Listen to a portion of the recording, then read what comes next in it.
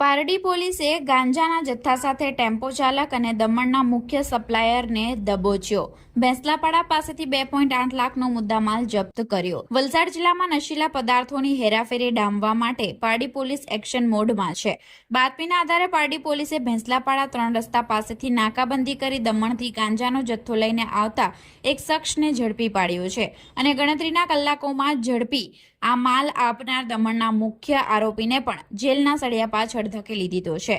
Pardi police મથકના PI GR ગઢવીના માર્ગદર્શન હેઠળ એએસઆઈ કાંજીભાઈ નથુભાઈની ટીમને બાતમી મળી હતી કે એક સફેદ રંગનો સુપર કેરી ટેમ્પો નંબર GJ15AV7381 માંદક પદાર્થ લઈને પરિયા ગામ તરફથી આવી રહ્યો છે, જેના આધારે વોચ ગોઠવી ટેમ્પાને અટકાવ્યો હતો અને ક્લીનર સીટની પાછળથી પ્લાસ્ટિકની થેલીમાં સંતાડેલો વનસ્પતિજન્ય ગાંજો મળી આવ્યો હતો, જેથી પારડી પોલીસે ઘટના સ્થળે એફએસએલ અધિકારીને બોલાવી પદાર્થોનું પરીક્ષણ કરાવતા તે ગાંજો હોવાનું પ્રમાણિત થયું હતું। પોલીસે કુલ 74.520 ગ્રામ ગાંજો જેની કિંમત 3726, એક મોબાઈલ ફોન જેની કિંમત 5000 અને સુપર કેરી ટેમ્પોની કિંમત 2 લાખ મળી કુલ 2,08,726નો મુદ્દામાલ કબજે કર્યો છે અને ટેમ્પો ચાલક પ્રકાશસિંહ કામેશ્વરસિંહ રાજપૂત રહે બાલડા પારડી ધરપકડ કરી પોલીસે સઘન પૂછપરછ કરતા આ જથ્થો તેણે દમણના વિપિન નાગેશ્વર સાહુએ આપ્યો હતો।